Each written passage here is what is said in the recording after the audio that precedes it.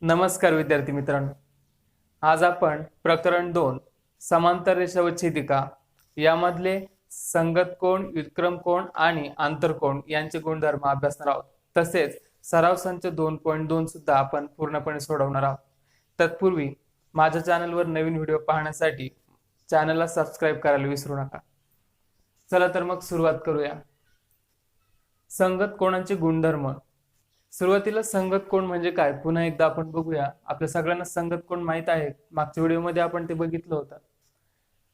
संगत कोन जे छेदिकेच्या एकाच बाजूला असतात। सुरुवातीला ज्या दोन रेषा असतात त्या एकमेकांना समांतर असतील आणि तिसरी रेषा त्यांची छेदिका असेल तर छेदिकेच्या एकाच बाजूला असणारे आणि रेषा L व रेषा M वर एकाच दिशेने असणारे किंवा एका ठिकाणी असणारे। समजा मी कोन ए विषयी बोलतोय तर कोन ए बघा हा रेषा L च्या वरच्या बाजूला आहे। मग आता रेषा M वर सुद्धा कोन P जर तुम्ही बघितला तर तो रेषा M च्या वरती आहे आणि छेदिकेच्या एकाच बाजूला आहे। म्हणून कोन ए आणि कोन P हे दोघे एकमेकांचे काय होतील, संगत कोन। मग हे जे काही संगत कोन आहेत आता त्या पद्धतीने आपल्याला बाकीचे सुद्धा संगत कोन दाखवता येईल। जसे की कोन बी आणि कोन क्यू ही जोडी काय आहे, संगत कोन आहे। कोन सी आणि कोन आर ही सुद्धा संगत कोनांची जोडी आहे। तसेच कोन डी आणि कोन एस ही पण संगत कोनांची जोडी आहे। संगत कोन एकमेकांशी एकरूप असतात असं आपल्याला हा गुणधर्म सांगतो। म्हणजेच कोन ए चं माप समजा आपण 120 अंश आहे असं समजूया, तर कोन पी चं सुद्धा माप 120 अंश इतकंच असेल। म्हणून कोन ए आणि कोन पी हे एकरूप कोन आहेत। याचाच अर्थ संगत कोन एकमेकांशी एकरूप असतात। म्हणून कोन ए एकरूप दाखवण्यासाठी आपण या चिन्हाचा वापर करणार, एकरूप कोन पी। दुसरी जोडी सांगूया, कोन बी आणि कोन क्यू। तिसरी जोडी काय सांगता येईल आपल्याला, कोन सी आणि कोन आर, एकरूप कोन आर। आणि शेवटची जोडी कोन डी, एकरूप कोन यस। या पद्धतीने विद्यार्थी मित्रांनो आपल्याला 4 जोड्या संगत कोनांच्या एकरूपतेच्या दाखवता येतात। विद्यार्थी मित्रांनो आता आपण व्युत्क्रम कोनांचे गुणधर्म बघूया। यामध्ये 2 प्रकार पडतात, आंतरव्युत्क्रम कोन, बाह्य व्युत्क्रम कोन। आंतरव्युत्क्रम कोन कोणाला म्हणायचं, समांतर रेषांच्या आतमध्ये येणारे आणि छेदिकेच्या विरुद्ध बाजूस असणारे जे कोन असतात त्यांना आपण आंतरव्युत्क्रम कोन असं म्हणतो। म्हणजे बघा इथे कोन बी हा जो आहे, कोन बी तर हा छेदिकेच्या आपल्याला डाव्या बाजूला दिसतो, तर हा कोन यस आपल्याला छेदिकेच्या उजव्या बाजूला दिसतो। आणि ते दोन्ही कोन कुठे येतात तर या समांतर रेषांच्या मध्ये, म्हणून ते दोघं एकमेकांचे काय झाले, आंतरव्युत्क्रम कोन। त्याचप्रमाणे आपल्याला दुसरी जोडी दाखवता येते, कोन सी आणि कोन पी ही दुसरी जोडी आहे। मग व्युत्क्रम कोनांच्या गुणधर्मानुसार आंतरव्युत्क्रम कोन एकमेकांशी एकरूप असतात। याचा अर्थ मी हा कोन जो आहे तो जर उचलून इथे बी वर ठेवला तर ते कोन एकमेकांशी कसे होतात, अगदी तंतोतंत जुळतील।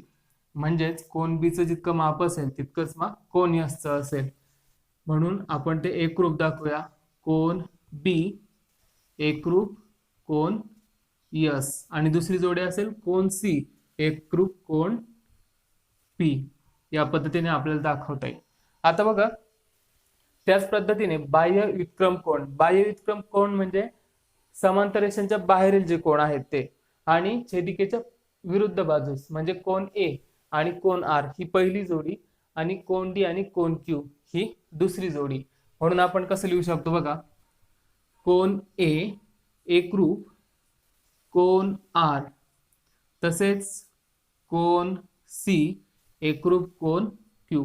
या पद्धतीने आपल्याला बाह्य व्युत्क्रम कोन दाखवता येतात। विद्यार्थी मित्रांनो आता आपण आंतरकोनांचे गुणधर्म बघूया। आंतरकोन कोणाला म्हणतात, जे कोन छेदिकेच्या एकाच बाजूस येतात आणि 2 समांतर रेषांच्या आतमध्ये असतात। म्हणजे बघा इथे कोन बी आणि कोन पी हे छेदिकेच्या एकाच बाजूस आहेत आणि दोन समांतर रेषांच्या आतमध्ये आहेत, म्हणून ते एकमेकांचे आंतरकोन झाले. उजवीकडे जर बघितलं तर आपल्याला सी आणि एस ही दुसरी जोडी मिळेल.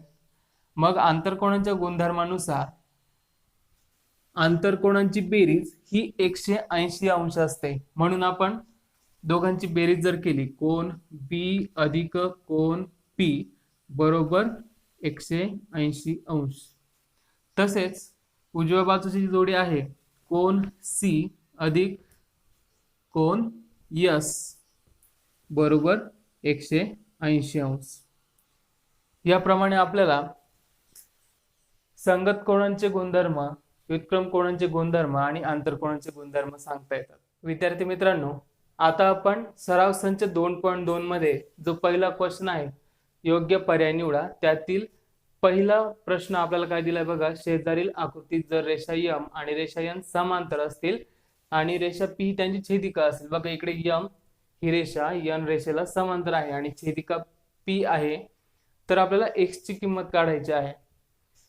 जर आपण आकृतीत बघितलं तर इथे आपल्याला दोन कोन दिसत आहे आणि ते दोन कोन आपल्याला कोणत्या प्रकारची जोडी दिसते ती, तर ती संगत कोनांची जोडी दिसते, कारण ते दोन्ही कोन छेदिकेच्या एका बाजूला आणि दोन्ही रेषांच्या आतमध्ये आहेत, म्हणून ते एकमेकांचे आंतरकोन झाले.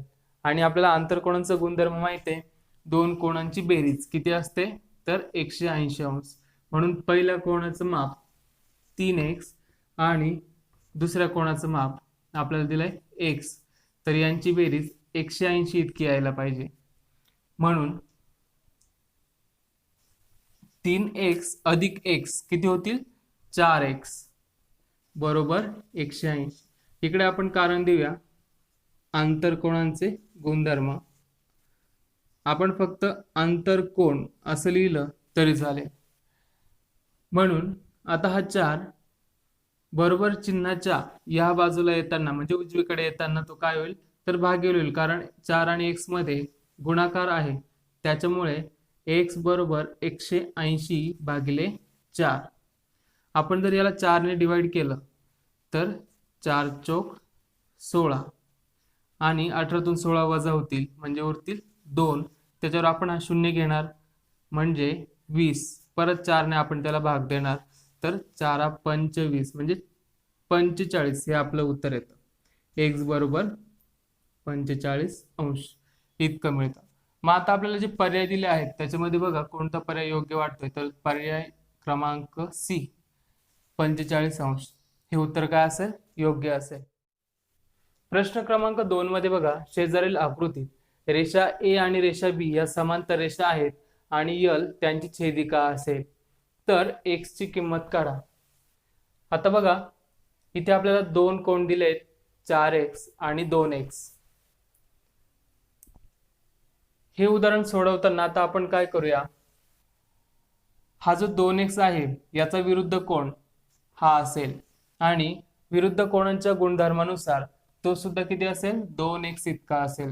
आता दिलेल्या दोन रेषा ए आणि बी या समांतर रेषा आहेत आणि यल ही छेदिका आहे, म्हणून 4x आणि 2x हे काय होतील एकमेकांचे आंतरकोन होतील. आणि आंतरकोनांच्या गुणधर्मानुसार आपण काय लिहू शकतो की दोन्ही कोनांची जी काही बेरीज आहे ती किती येणार आहे 180 अंश.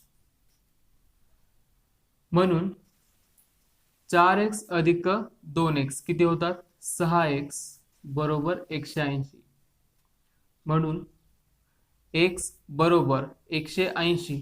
आता हा 6 इकडे x ला गुणिले आहे, तो बरोबर चिन्हाच्या इकडे येताना काय होईल 180 ला भागिले 6 त्रिक 18 आणि हा शून्य तसंच.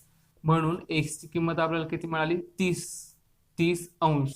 बघा कोणता पर्याय योग्य वाटतोय, तर पर्याय क्रमांक डी हा काय आहे योग्य आहे. प्रश्न क्रमांक 2. प्रश्न क्रमांक 2 मध्ये आपल्याला एक आकृती दिली आहे आणि त्याच्यामध्ये रेषा P आणि Q या समांतर रेषा आहेत. तसेच दोन छेदिका आपल्याला दिसतात, छेदिका T आणि छेदिका S. दिलेल्या मापांवरून आपल्याला दोन माप दिली आहेत, इकडे 40 अंश आणि या कोनाचं माप 70 अंश.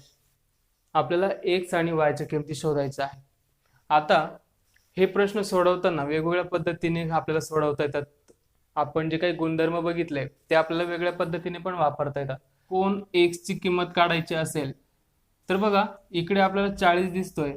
मी जर 40चा विरुद्ध कोन घेतला तर मला इथे सुद्धा किती मिळेल? 40 अंश. आणि इकडे एक्सचा विरुद्ध कोन सुद्धा किती असेल? तर एक्स. म्हणून रेषा पी आणि रेषा क्यू एकमेकींना समांतर असल्यामुळे 40 अंशाचा कोन आणि एक्स हा कोन एकमेकांचे आंतरकोन झालेत. आणि आंतरकोनांच्या गुणधर्मानुसार आपण सांगू शकतो 40 अंश अधिक एक्स बरोबर 180 अंश. कशावरून? आंतरकोनांचे गुणधर्म. म्हणून एक्स बरोबर 180. हा 40 बघा इकडे अधिक आहे बरोबर चिन्हाचे इकडे येताना तो काय होईल? वजा. बरोबर एक्स ची किंमत किती असेल? तर 180 वजा 40 म्हणजे 140 अंश. म्हणून कोन एक्स याची किंमत आपल्याला 140 अंश मिळेल. आता आपण कोन वाय ची किंमत काढूया. कोन वाय ची किंमत काढताना इथे सुद्धा आपण काय करूया? 70 अंशाचा कोन त्याचा विरुद्ध कोन सुद्धा 70 अंशाचा असेल या पद्धतीने घेऊया. आणि इथे जसं आपण तो आंतरकोनांची बेरीज 180 दाखवली त्याच पद्धतीने या दोन कोनांची बेरीज सुद्धा आपण किती दाखवूया? तर 180 अंश. म्हणून y अधिक 70 अंश बरोबर 180 अंश. कारण ते दोघे कसे आहेत? तर एकमेकांचे आंतरकोन आहेत. म्हणून y बरोबर हा 70 तिकडे जाताना काय होईल? वजा 70. 180 वजा 70 अंश. तर आपल्याला इकडे उत्तर मिळेल y बरोबर 110 अंश. या पद्धतीने आपल्याला x आणि y च्या किमती काढता येतात. प्रश्न क्रमांक 3. सोबतच्या आकृतीत रेषा P आणि Q समांतर रेषा आहेत. बघा रेषा P समांतर रेषा Q तसेच रेषा L समांतर रेषा M आपल्याला सांगितलं आहे. आणि दिलेल्या कोनांच्या मापांवरून आपण काय करायचं आहे? तर कोन A, B आणि C ची मापे काढायची आहे आणि आपल्याला कारण सुद्धा लिहायचं आहे. आता मी हीच आकृती काय करेल? पुन्हा एकदा उत्तरामध्ये लिहून घेईल. करेक्ट. त्याच्यानंतर आपण कोन A चं माप काढण्यासाठी बघा मी त्याचा विरुद्ध कोन घेणार तर तो सुद्धा मला कोन A इतकाच मिळेल. कारण विरुद्ध कोन कसे असतात? एकरूप असतात. मग आता P आणि Q ह्या समांतर रेषा असतील तर L ही रेषा त्यांच्यासाठी काय असेल? छेदिका असेल. बघा आता इथे ह्या प्रश्नामध्ये समांतर रेषा अशा दिल्या आहेत त्याच्यामुळे या दोन छेदिका झाल्या. तसेच ह्या सुद्धा समांतर रेषा असल्यामुळे रेषा P आणि रेषा Q या दोन रेषांच्या काय झाल्या? तर छेदिका झाल्या. म्हणून इथे रेषा L ही छेदिका असेल आणि हा कोन 80 अंश आणि हा कोन A हे एकमेकांचे आंतरकोन असतील. म्हणून आंतरकोनांच्या गुणधर्मावरून आपण सांगू शकतो की कोन A अधिक 80 अंश कोन A अधिक 80 अंश बरोबर आपल्याला किती मिळेल? तर 180 अंश. आंतरकोन हे आपण कारण सांगायचं आहे. म्हणून माप कोन A आपल्याला किती मिळेल? तर 180 अंश वजा हा अधिक 80 इकडे येताना काय होईल? तर वजा 80 अंश होईल. म्हणून कोन A हा किती असेल? 180 अंश वजा 80 म्हणजे आपल्याला मिळतो 100 अंश. आता आपण कोन B आणि कोन C यांची मापे शोधू. बघा हा जो कोन होता 80 अंशाचा त्याचा विरुद्ध कोन सुद्धा किती असेल? 80 अंश. मी तो लिहून घेतला आहे. रेषा L आणि M या समांतर रेषा असल्यामुळे आणि रेषा P ही छेदिका असल्यामुळे हे दोन कोन आहेत ते एकमेकांचे संगत कोन झाले. याचाच अर्थ संगत कोन यांच्या गुणधर्मानुसार हे दोन कोन एकरूप आहेत. म्हणून कोन C चं माप हे सुद्धा किती असेल? 80 अंश. याचं काय कारण आपण लिहू शकतो? तर ते दोन संगत कोन आहेत. संगत कोन एकरूप असतात याप्रमाणे. मग आता बघा पुन्हा हे दोन ज्या रेषा आहेत त्या सुद्धा एकमेकांना समांतर असल्यामुळे कारण आपल्याला दिलं इकडे P समांतर रेषा Q त्याच्यामुळे रेषा यम ही त्यांची छेदिका असेल आणि त्याच्या प्रमाणे आपण काय सांगू शकतो की हे दोन कोण पुन्हा काय आहेत तर एकमेकांचे संगत कोण आहेत. म्हणून कोन बी चं माप हे कोन सी इतकं असेल आणि आताच आपण कोन सी चं माप किती आहे 80 दाखवलंय, म्हणजेच कोन बी चं माप आपल्याला 80 अंश इतकं मिळतं. अशा प्रकारे आपण कोन ए, कोन सी आणि कोन बी यांची मापे शोधली. पुढचा प्रश्न आपण बघूया. प्रश्न क्रमांक 4. सोबतच्या आकृतीत रेषा ए आणि रेषा बी या समांतर रेषा आहेत आणि रेषा यल ही छेदिका आहे. तसेच आपल्याला एक कोणाचं माप दिलं आहे आणि आपल्याला एक्स, वाय आणि झेड यांची माप काय करायची आहेत काढायची आहेत. त्यासाठी आपण या कोणाचा वापर करूया. ए आणि बी समांतर असल्यामुळे तसेच यल ही रेषा छेदिका असल्यामुळे हे जे काही दोन कोण आहेत कोन एक्स आणि 105 अंशाचा कोन तर हे एकमेकांचे संगत कोण होतील. त्यामुळे आपण सांगू शकतो की कोन एक्स चं माप किती असेल 105 अंश संगत कोण.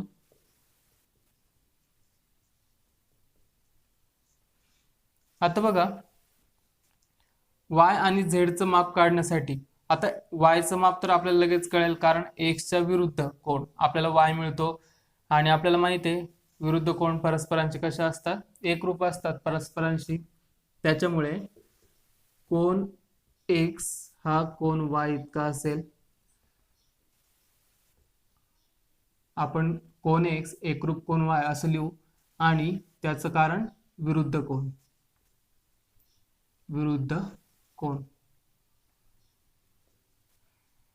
म्हणून कोन वायचं जे माप आहे ते किती असेल तर कोन एक्स इतका आणि कोन एक्स आता आपण इथे 105 अंशाचा आहे असं दाखवलं. म्हणून कोन वायचं जे माप आहे ते किती आहे 105 अंश. आता आपण कोन झेडचं माप शोधूया. कोन झेड आणि हा 105 अंशाचा कोन हे दोघां मिळून एक सरळ रेष बनवतात. याचा अर्थ हे रेषीय जोडीतील कोण आहेत आणि रेषीय जोडीतील कोणांची बेरीज 180 अंश असते. कारण बघा समजा तो 105 अंशाचा कोण असा असेल करेक्ट तर इथे 105 अंश आहे आणि जो दुसरा कोण आहे कोन झेड तो जर आपण ह्या कोणला जोडला तर आपल्याला अशी आकृती मिळते. इथे कोन झेड मिळतो म्हणजे दोन कोण मिळून एक सरळ रेषा बनवतात आणि हा जो काही पूर्ण कोण आहे तो 180 अंश इतका असेल. म्हणून आपण इथे लिहू शकतो कोन झेड अधिक कोन 180 अंश बरोबर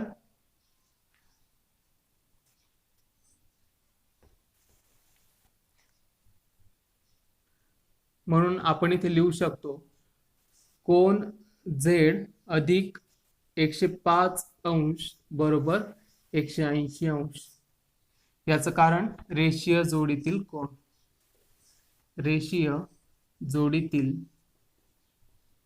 कोण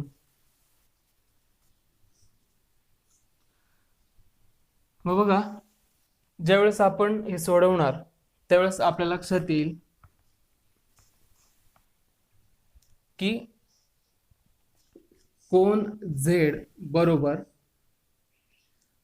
180 अंश 105 बरोबर चिन्हाच्या इकडे येताना काय होईल तर वजा 105 अंश. म्हणून कोन झेडची जी किंमत असेल ती किती असेल तर आपल्याला 180 वजा 105 करावं लागेल म्हणजेच आपल्याला मिळतं 75 अंश. म्हणून आपण अशा पद्धतीने एक्स, वाय आणि झेड या कोनांची मापे शोधली आहे. सराव संच 2.2 मधला शेवटचा प्रश्न. शेजारील आकृतीत रेषा पी समांतर रेषा यल समांतर रेषा क्यू आहे. म्हणजे दिलेल्या तीनही रेषा एकमेकींना समांतर आहेत. तर दिलेल्या मापावरून एक्स ची माप काढा. आपल्याला दोन कोणांचे माप दिलंय. इथे जो कोण आहे तो 40 अंशाचा आहे आणि इथला कोण 30 अंशाचा. आपल्याला कोन एक्स या संपूर्ण कोणाचं माप शोधायचं आहे. बघा आधी आपण कोणत्या तरी दोन रेषांचा विचार करूया. जर मी रेषा पी आणि रेषा यल या दोघांविषयी बोललो तर दोन्ही रेषा समांतर आहेत आपल्याला ही माहिती दिली आहे. तर मग त्याच्यासाठी छेदिका कोण असेल तर छेदिका असेल हा रेषाखंड. जर आपण हा रेषाखंड वाढवून घेतला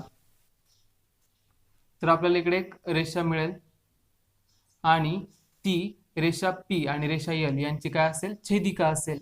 मग विचार करा, हा जो 40 अंशाचा कोन आहे तर त्याचा व्युत्क्रम कोन म्हणजे छेदिकेच्या विरुद्ध दिशेला, तर आपल्याला हा छोटा कोन मिळतो जो कोन एक्सच्या मध्ये येतो. तो सुद्धा किती असेल, तर व्युत्क्रम कोनांच्या गुणधर्मानुसार तो सुद्धा असेल 40 अंशाचा. बरोबर. आपण या कोणाला नाव देऊन घेऊया. सपोज इथे पॉइंट ए आहे, इथे बी आणि इथे सी. त्याचप्रमाणे मी याला पण डी नाव देऊन घेतो. तर बघा, आपण उत्तर लिहिताना कोन ए बी सी म्हणजे हा कोन किती अंशाचा दाखवू शकतो, 40 अंशाचा. कोन ए बी सी बरोबर 40 अंश. कशावरून दाखवलं, तर रेषा पी समांतर रेषा यल आणि रेषा ए बी ही छेदिका आहे.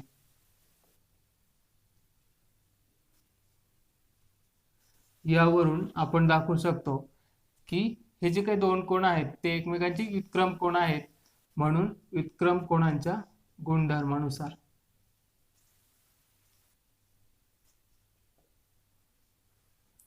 आंतरव्युत्क्रम कोन आहेत. त्याचप्रमाणे बघा, जर आपण आता रेषा यल आणि रेषा क्यू या दोघांचा विचार केला तर दोघांसाठी ही जी काही हा जो काही रेषाखंड आहे हा काय असेल, छेदिका असेल. तो जर आपण पुन्हा वाढवून घेतला तर हा कोन बघा इथे 30 अंशाचा आहे. तर त्याचा व्युत्क्रम कोन आपल्याला या छेदिकेच्या विरुद्ध बाजूस म्हणजे तो आपल्याला खालच्या बाजूस दिसतोय, तर या पॉइंटला विरुद्ध बाजूस म्हणजे वरती आपल्याला हा कोन मिळेल आणि तो कोन सुद्धा त्याच्या व्युत्क्रम कोना इतका असेल म्हणजे 30 अंश इतका असेल. अशा पद्धतीने आपल्याला कोन डी बी सी चं माप 30 अंश आहे असं सांगता येतं आणि कोन डी बी सी बरोबर 30 अंश, कारण व्युत्क्रम कोनांच्या गुणधर्मानुसार. मग बघा, आता हा जो काही एक्स आहे तो हा जो एक्स दोन्ही कोनां मिळून बनलेला आहे, म्हणजे हा छोटा कोन 40 अंशाचा आणि दुसरा छोटा कोन 30 अंशांचा. आपण जर एकत्र केले तर मला जो मोठा कोन मिळतो तो आहे एक्स आणि आपल्याला त्याचंच माप काढायचं आहे. म्हणजे कोन एक्स हा दोन कोनां मिळून बनलेला आहे, कोन A B C. Cone A B C अधिक कोन कोणता दुसरा, सी बी डी. कोन सी बी डी. मग आता आपल्याकडे कोन एबीसी याची किंमत किती आहे, 40 अंश. आणि कोन सीबीडी, सीबीडी म्हणजेच डीबीसी असं लिहू शकतो आपण तो इथे लिहिताना डीबीसी लिहिला आहे. त्याच्यामुळे आपण याचं जर किंमत टाकली तर कोन एक्स याची किंमत आपल्याला काय मिळते बघा, एबीसी बरोबर 40 अंश आणि जो कोन डीबीसी किंवा सीबीडी असंही वाचू शकतो आपण त्याला, तो आहे 30 अंश. याप्रमाणे कोन एक्स हा आपल्याला बेरीज करून 70 अंश इतका मिळतो. अशा प्रकारे आज आपण कोनांचे गुणधर्म आणि सराव संच 2.2 याचा अभ्यास केला. धन्यवाद.